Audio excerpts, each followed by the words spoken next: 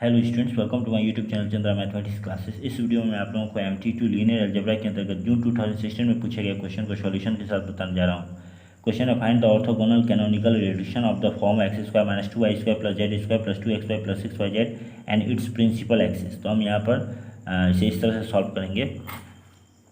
लिखेंगे matrix of the given quadratic form. ठीक है, हमें इसके बेस पर गिवन क्वाड्रेटिक फॉर्म का मैट्रिक्स प्राप्त कर लेना है। क्या है यहाँ पर फर्स्ट रो में कोएफिशिएंट ऑफ एक्स स्क्वायर, ठीक है, फिर half coefficient of x y, इसी तरह से half coefficient of x z लेना है, फिर यहाँ पर half coefficient of x y, फिर कोएफिशिएंट ऑफ वाई स्क्वायर लेना है, फिर half coefficient of y z, फिर यहाँ half coefficient of x z, half coefficient of y z, फिर कोएफिशिएंट ऑफ जेड स्क्वायर। जिस तरह से हमें यह मैट्रिक्स प्राप्त होता है, ठीक है, हम इसे ए मान लेते हैं। अब हम यहाँ पर कैरेक्टरिस्टिक इक्वेशन ले लेते हैं ए का, ठीक है, और उसकी सहायता से हम आइगन वैल्यू प्राप्त कर लेंगे। ठीक है, तो यहाँ determinant of A minus lambda E is equal to 0। तो ए माइनस लेमडा ई हमें इस मैट्रिक्स के रूप में प्राप्त होता है। इसका डिटर्मिनेंट इज इक्वल टू 0 लेकर चलेंगे और फिर हम इसे शॉर्ट ट्रिक के द्वारा इसे एक्सपेंड कर लेंगे। ठीक है, इज इक्वल टू 0, और तब फिर हमें इसकी सहायता से आइगन वैल्यू के रूप में क्या क्या प्राप्त होता है, 1, -4 और 3। अब ये तीनों आइगन वैल्यू में हम यहाँ पर क्या करते हैं, सबसे बड़े आइगन वैल्यू को λ1 मान लेते हैं। ठीक है, उससे छोटे को λ2 और उससे छोटे को λ3, और उसके आधार पर हम ऑर्थोगोनल कैनोनिकल रिडक्शन प्राप्त कर लेंगे इस तरह से।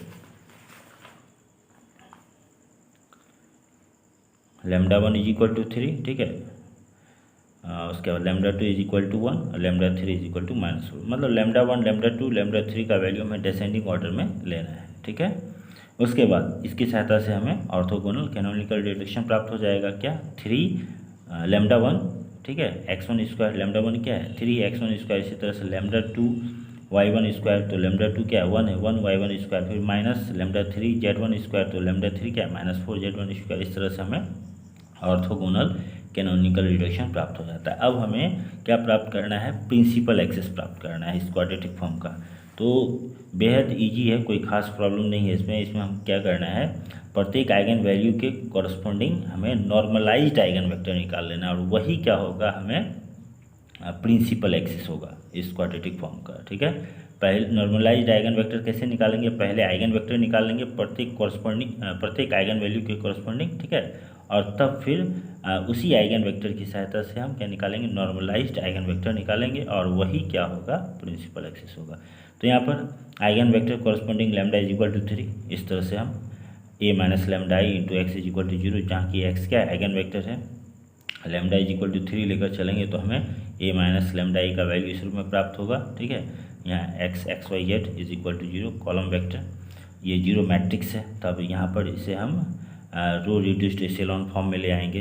ठीक है, इन एलिमेंट्री रो ऑपरेशन की सहायता से एक बार इंटरचेंजिंग R1 R2, ठीक है, उसके बाद फिर हमें यहाँ पर अप्लाइंग R2 प्लस 2R1, ठीक है, इसके बाद फिर हमने क्या किया है, इंटरचेंजिंग R2 R3, फिर हमने क्या किया है, अप्लाइंग R3 प्लस 3R2, ठीक है, इस तरह से। इसके बाद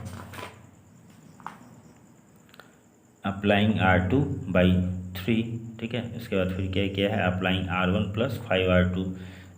अब जाकर के हमें क्या प्राप्त हो जाता है, रो रिड्यूस्ड एशेलॉन फॉर्म प्राप्त हो जाता है, और इसकी सहायता से हमें यहाँ क्या मिलता है, x minus z by 3 is equal to 0, it implies that x is equal to z by 3, और फिर यहाँ y minus 2/3 z is equal to 0, it implies that y is equal to 2/3 z. अब यहाँ पर z का value 1 लेते हैं तो x का वैल्यू 1/3 मिलता है और y का वैल्यू 2/3 मिलता है। इस आधार पर आइगन वेक्टर हमें क्या प्राप्त हो जाता है, column vector x y z में यहाँ पर एक्स वाई जेड की जगह वैल्यू को पुट कर देते हैं, यह आइगन वेक्टर हो गया। अब नॉर्मलाइज्ड आइगन वेक्टर हम इस तरह से निकाल लेंगे। क्या करेंगे, हम यहाँ पर इसे 1/√, इन सभी के स्क्वायर के सम को लिखेंगे, ठीक है, रूट के अंडर में। तो यहाँ पर क्या हो जाएगा, 1/√, 14/9, ठीक है, यहाँ कॉलम वेक्टर 1/3, 2/3, 1। तो इसकी सहायता से हमें क्या प्राप्त होता है, कॉलम वेक्टर जिसका कि हमें एलिमेंट 1/√14, 2/√14, 3/√14 मिलता है। ठीक है, यही हमें पहला प्रिंसिपल एक्सिस हो गया, यही नॉर्मलाइज्ड आइगन वेक्टर।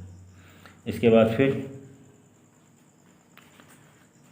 दूसरे आइगन वैल्यू के कॉरस्पॉन्डिंग हम नॉर्मलाइज्ड आइगन वेक्टर निकालेंगे, ठीक है। और वह क्या होगा, प्रिंसिपल एक्सिस के रूप में दूसरा प्रिंसिपल एक्सिस होगा। यहाँ eigen vector corresponding lambda is equal to 1, तो a minus lambda into x is equal to 0, ठीक है। तो यहाँ पर एलिमेंट्री रो ऑपरेशन की सहायता से हम इसे पहले यहाँ पर, ठीक है, किस रूप में ले आएंगे, रो रिड्यूस्ड एशेलॉन फॉर्म में ले आएंगे। पहले यहाँ पर इंटरचेंजिंग R1 एंड R2, उसके बाद फिर दूसरा स्टेप में अप्लाइंग R3 माइनस 3R2, ठीक है। फिर उसके बाद तीसरा स्टेप में अप्लाइंग R1 प्लस 3R2। फिर उसके बाद यहाँ पर जब हमें रो रिड्यूस्ड एशेलॉन फॉर्म प्राप्त हो गया, तो अब यहाँ पर x plus 3z is equal to 0, it implies that x is equal to minus 3z and y is equal to 0। तो यहाँ taking z is equal to 1, तो x is equal to minus 3 मिला, इसलिए column vector x y z is equal to minus 3 0 1। और हम normalised vector निकाल लेंगे, eigen vector,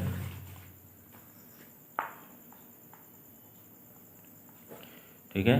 यहाँ भी इसी तरह से 1/√, इन तीनों के स्क्वायर का सम ले लेंगे और यहाँ एक कॉलम वेक्टर, ठीक है, इज इक्वल टू 1 बाई क्या √9 प्लस 1, यहाँ माइनस 301, तो 1/√10 माइनस 301, यहाँ 1/√10 को प्रत्येक एलिमेंट से मल्टीप्लाई कर देंगे, तो माइनस 3/√10 0 1/√10, ठीक है। तो यह हमें दूसरा प्रिंसिपल एक्सिस हो गया, ठीक है। इसके बाद अब eigen vector corresponding lambda is equal to -4, ठीक है। तो यहाँ पर हमें a minus lambda I into x is equal to 0 के द्वारा क्या प्राप्त होता है, ठीक है, यह। अब यहाँ पर इसमें भी हम इसे रो रिड्यूस्ड एशेलॉन फॉर्म में लाएंगे, तो applying R1 and interchanging R1 and R2, ठीक है।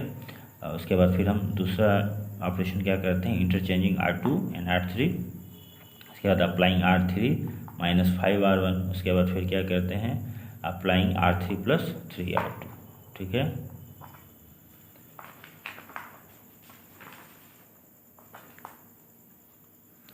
तो उसके बाद फिर अगला ऑपरेशन क्या है, अप्लाइंग R2/3, ठीक है।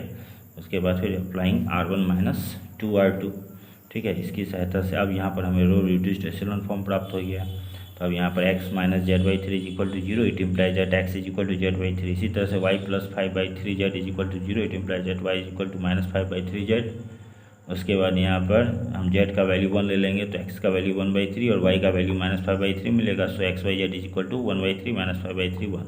तो अब हम यहाँ पर नॉर्मलाइज्ड आइगन वेक्टर प्राप्त कर लेंगे, u3 इज इक्वल टू इसी तरह से 1/√, इन तीनों एलिमेंट के स्क्वायर का सम ले लेंगे, ठीक है, इंटू या कॉलम वेक्टर, तो इज इक्वल टू क्या हो जाएगा 1/√35, ठीक है। इसे सिंप्लीफाई करने पर -5/√35, यहाँ 3/√35, ओके।